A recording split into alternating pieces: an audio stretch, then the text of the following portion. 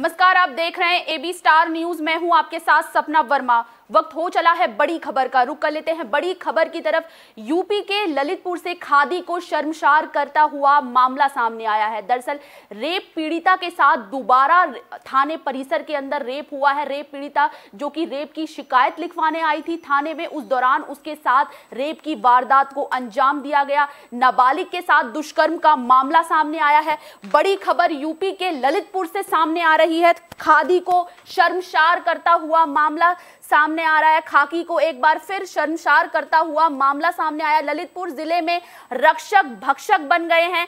किस तरीके से रेप की वारदात को अंजाम दिया गया है। 13 साल की मासूम बच्ची के साथ थानेदार ने रेप किया है। इस वक्त की बड़ी खबर आ रही है।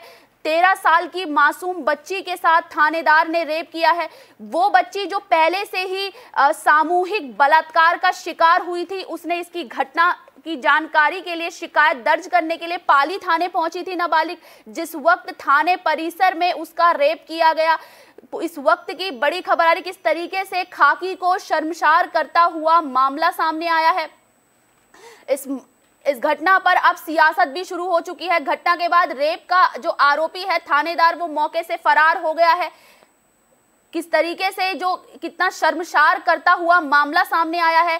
यूपी के ललितपुर से एसपी ने रेप के आरोपी थानेदार तिलकधारी सरोज को इस मामले में सस्पेंड किया है। जो थाना इंचार्ज है जिस पर रेप का आरोप लगा है, उसे सस्पेंड कर दिया है। एसपी की ओर से जो खबर सामने आई है उसमें यह बताया गया है कि किस तरीके से जिस तरीके से वारदात को अंजाम दिया गया, जिस मामले में एसपी की ओर से कार्रवाई की गई और थानेदार को सस्पेंड कर दिया गया है। साथ ही इस मामले में 6 जो आरोपी जो नामजद हैं, उनमें से 3 की गिरफ्तारी हो चुकी है। बाकी की तलाश अभी जारी है। प्रियंका गांधी ने इसको लेकर सरकार पर निशाना साधा है। वहीं अखिलेश यादव ने भी इसको लेकर तमाम तरीके से महिलाओं की सुरक्षा पर सवाल खड़े किए हैं। प्रियंका गांधी ने यूपी सरकार से सवाल किया है तमाम तरीके से, किस तरीके से जो इसको लेकर ट्वीट भी है जो सोशल मीडिया से लेकर तमाम प्लेटफॉर्म पर लगातार वायरल हो रहे हैं। प्रियंका गांधी ने सवाल पूछे हैं यूपी सरकार से महिलाओं की सुरक्षा को लेकर, किस तरीके से एक महिला किस तरीके से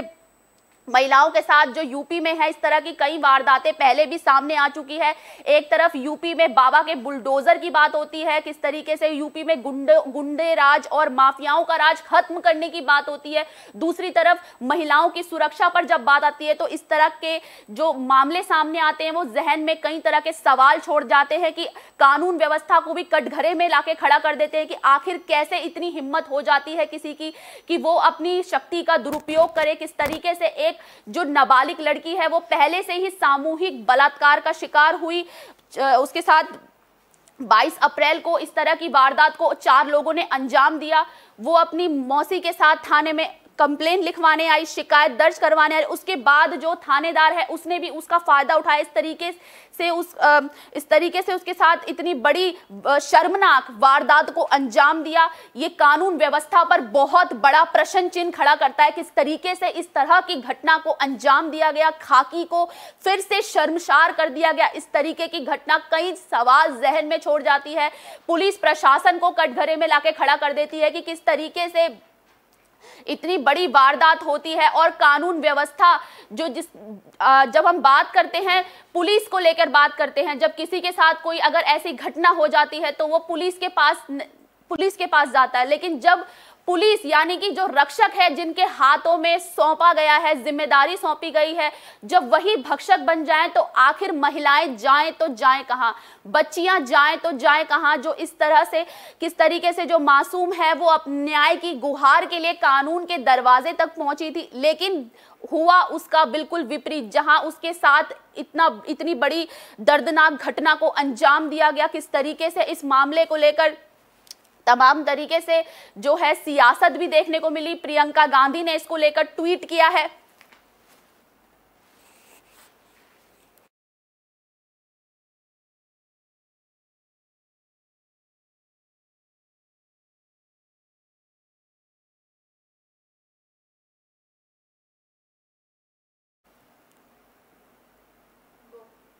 इस मामले को लेकर एसपी निखिल पाठक ने क्या कुछ कहा है, चलिए आपको बताते हैं। का आरोप लगा है, क्या है पूरा मामला, इसमें कितने लोगों का मुकदमा दर्ज हुआ है, क्या है? कल एक बच्ची अपनी माँ के साथ पुलिस ऑफिस में आई थी। उनके द्वारा एक तहरीर दी गई थी। तहरीर में उन्होंने ये कहा था कि 22 तारीख को उनको कुल 4 लड़के अपने साथ लेकर गए थे और उन्होंने उनके साथ बलात्कार किया। बलात्कार करने के बाद जब वो वापस पाली आई तो उनका ये कहना था कि थाने पर जब उनको लाया गया तो फिर थाना अध्यक्ष ने भी उनके साथ जो है दुष्कर्म किया। इस मामले को संज्ञान में लेकर के पुलिस द्वारा इस पूरे प्रकरण में FIR पंजीकृत की गई है। कुल 6 लोगों को इसमें नामजद किया गया है। इसमें से एक अभियुक्त को हम लोगों ने पकड़ा है, उससे पूछताछ चल रही है। इसके अलावा बाकियों अभियुक्त के लिए भी हम लोगों ने टीमें लगाई हैं, उनकी गिरफ्तारी शीघ्र ही की जाएगी और इस संबंध में कोई भी जानकारी प्राप्त होगी तो हम लोग आप लोगों से साझा करेंगे। थाना इंचार्ज के खिलाफ कोई कार्रवाई की है अभी प्रेजेंट में? थाना इंचार्ज को तत्काल प्रभाव से सस्पेंड कर दिया गया है और चूंकि वो एक नामजद अपराधी है तो टीमें गठित कर ली गई हैं उनकी गिरफ्तारी के लिए। सर, चाइल्ड केयर का इसमें कितना महत्व? चाइल्ड केयर के काउंसलिंग में ये खुलासा हुआ है। एक NGO चाइल्ड लाइन द्वारा जो है बच्ची को लाया गया था। बच्ची ने उनको पूछताछ की थी तो बच्ची ने अपनी सारी इस तरह की बातें बताई थी कि उस तरह की घटना घटित हुई। तो चाइल्ड लाइन के जो NGO के लोग थे वही उस बच्ची को यहाँ लाए थे। उन्होंने पूरी बात जो है उनको बताई और हमारे संज्ञान में बताने के बाद उस पर तत्काल कार्रवाई की गई थी।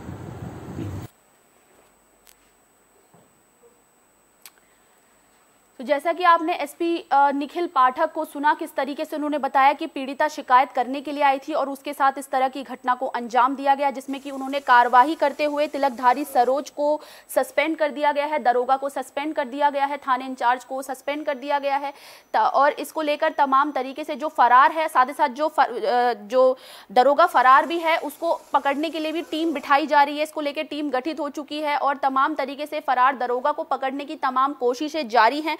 किस तरीके से इतनी बड़ी वारदात को सूबे के मुख्यमंत्री के गढ़ में इतनी बड़ी वारदात को अंजाम दिया गया, किस तरीके से इतनी बड़ी वारदात हो जाती है और एक तरफ बात की जाती है अब गुंडे राज को खत्म करने की और दूसरी तरफ इस तरीके की वारदात कई तरह के जहन में सवाल छोड़ देती है।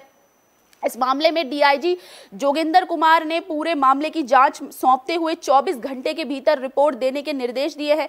थाने के जो स्टाफ लाइन उन्होंने हाजिर किए थे उसमें 6 SI, 6 कांस्टेबल, 10 आरक्षी और 5 महिला आरक्षी समेत 1 चालक और 1 फॉलोवर भी शामिल है, जिसमें कि उन्होंने बताया कि साफ तौर पर की और साथ ही साथ इसको लेकर 3 टीमें गठित की गई हैं। प्रयागराज इसको लेकर 3 टीमें गठित की गई हैं।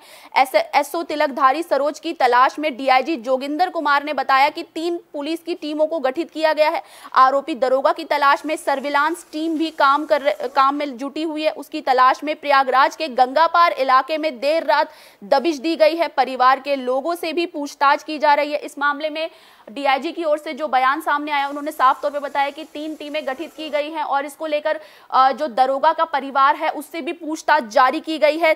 सर्विलांस टीम इसको लेकर गठित की गई है। तमाम रूप से दरोगा की तलाश की जा रही है, चप्पे चप्पे पर उसे खोजा जा रहा है जो फरार दरोगा है। DIG का कहना है इसको लेकर कि आरोपी दरोगा की जल्द ही गिरफ्तारी कर दी जाएगी। उधर इस मामले की संवेदनशीलता को देखते हुए जोगिंदर कुमार ललितपुर में कैंप कर रहे हैं इसको लेकर तमाम तरीके से। वहीं इसको लेकर जो एक तरफ DIG का पक्ष सामने है तो वहीं पूर्व मुख्यमंत्री अखिलेश यादव भी इसको लेकर उन्होंने ट्वीट जाहिर करते हुए साफ तौर पे बताया कि वो भी पीड़ित परिवार से मिलेंगे। पीड़ित परिवार से मिलने की उन्होंने बात कही है। पीड़िता का हाल जानने के लिए पीड़ित परिवार से मिलने की उन्होंने साफ तौर पर बात कही है। वहीं इसको लेकर जो पूछताछ भी जारी है तमाम तरीके से जो है।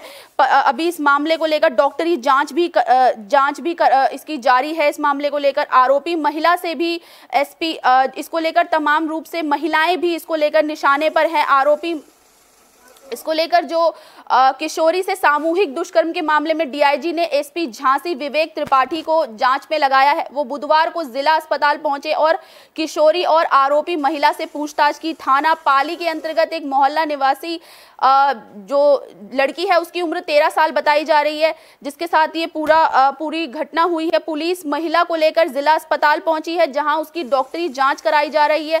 आरोपी महिला से भी SP ने पूछताछ की है। इससे पहले भी किशोरी का जो है मेडिकल टेस्ट कराया गया है। पुलिस ने इस घटना में अब महिला सहित 3 आरोपी को गिरफ्तार कर लिया। वहीं निलंबित आरोपी थाना अध्यक्ष समेत 3 लोग अभी इस मामले में फरार चल रहे हैं। तो किस तरीके से जो है इस तरह की वारदात कई सवाल छोड़ देती है। वहीं इसको लेकर जो अनुराग भदौरिया की तरफ से भी उन्होंने साफ तौर पर यूपी सरकार पर निशाना साधा है, उन्होंने योगी सरकार पर निशाना साधा है और साथ ही साथ कानून व्यवस्था को लेकर उन्होंने बयान दिया है साफ तौर पे कि रक्षक जब भक्षक बन जाते हैं तो किस तरीके की इस तरीके की घटनाएं सामने आती है। उन्होंने इसको लेकर पुलिस महकमे को भक्षक की कहकर संबोधित किया है।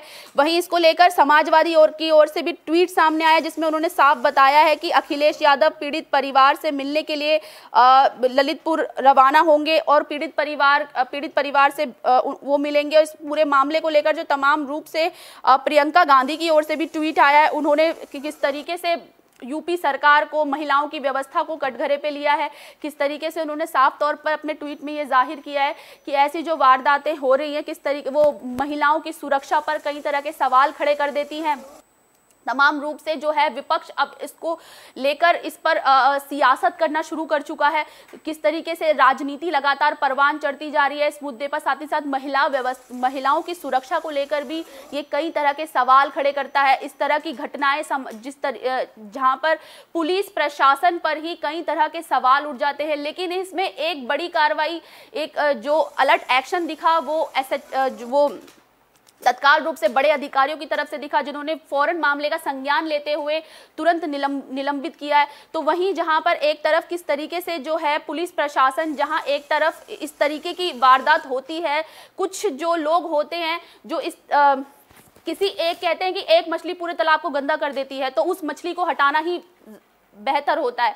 तो जिस तरीके से तत्काल रूप से एक्शन लिया गया है इस मामले में, ये पुलिस प्रशासन की एक काबिले तारीफ को भी बताता है कि किस तरीके से उन्होंने तत्काल रूप से इस मामले में एक्शन लिया और उसे निलंबित कर दिया है। फिलहाल अब देखना यह है कि आगे इस मामले में कितनी दर परत खुलती है और आगे इस मामले में क्या ये मामला आगे पहलू लेता है और कितनी सियासत इस मामले पर देखना अभी बाकी है।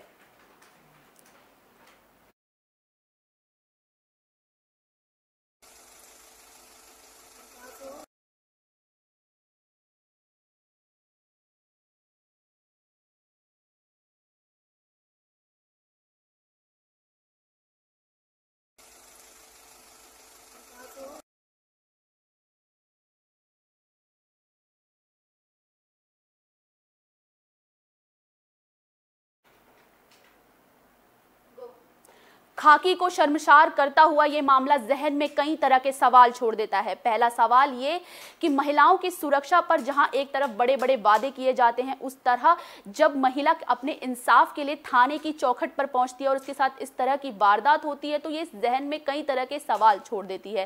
पहला सवाल तो ये है सुरक्षा व्यवस्था को लेकर, कानून व्यवस्था को लेकर जिसके बड़े बड़े दावे किए जाते हैं।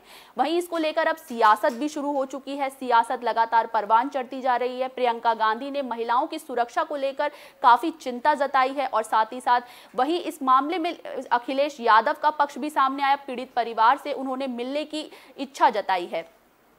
बड़ी खबर में फिलहाल के लिए बस इतना ही। मुझे दीजिए इजाजत। देश और दुनिया से जुड़ी तमाम खबरों के लिए देखते रहिए AB स्टार न्यूज। नमस्कार।